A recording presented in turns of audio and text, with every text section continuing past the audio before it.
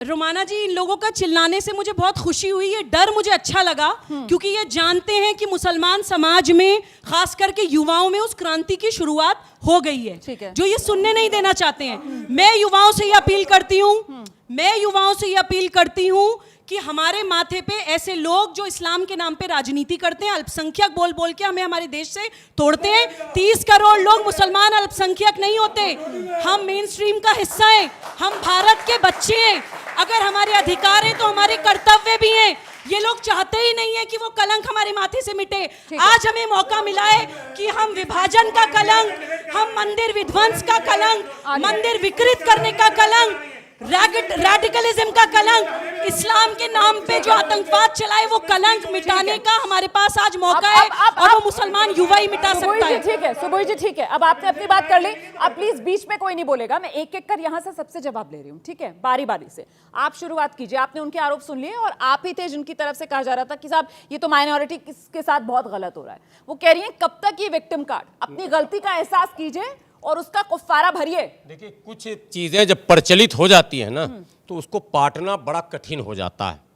अब लगातार जब सैकड़ों की तादाद में लोग इस्लाम को बिल्कुल निशाने पर लाएंगे, वैसे समय में जो डिफेंस मोड में हम लोग आ जाते हैं, जैसा अभी फिर माहौल बन रहा था, तो परेशानी ये होती है, डिबेट हो या तो ऐतिहासिक हो या फिर धार्मिक ही हो जाए, किसका धर्म कैसा, दो बातें तो हो सकती है। अब आप कॉकटेल करने लगेंगी, आप तो सोशल वर्कर हैं, इस्लाम पर टारगेट कर रही हैं। पहली बात, ये आपको अच्छा नहीं लगता, आप मेरी बहन हैं। और सुनिए, हमेशा ये नहीं कहा जाना चाहिए जब डिबेट में है ना तो महिला पुरुष भी नहीं चलेगा और हिंदू मुस्लिम भी नहीं चलेगा। यहां सभी लोग अपने साक्ष्यों के साथ आए।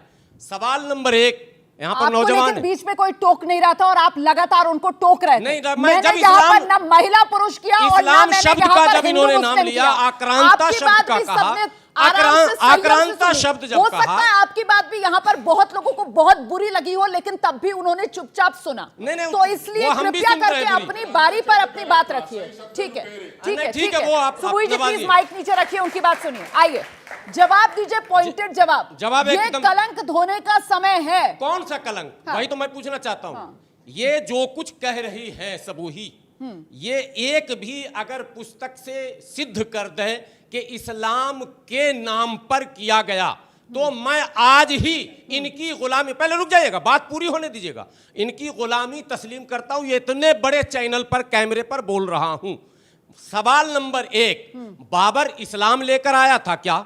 लिख लीजिए, नोट, जवाब चाहिए। बाबर को किसने बुलाया था? आप नौजवान भी याद रखना। सवाल नंबर 2, शिवाजी को औरंगजेब की दरबार में किसने लाया था पकड़कर? नोट कर लीजिएगा। सवाल नंबर 3, जिस बिंदु पर आज आप बहस कर रही हैं काशी विश्वनाथ पर, वहां एक बार नहीं, मैं अब कह रहा हूं 20 बार मंदिरों पर हमले हुए हैं, लेकिन हमलावर शासक था, मुस्लिम नहीं था।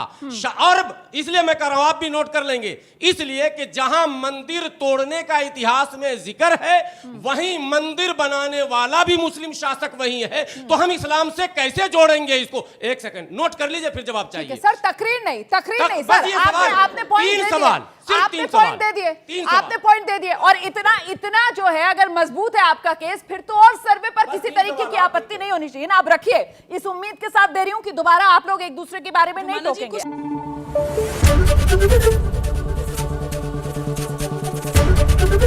एबीपी न्यूज आपको रखे आगे।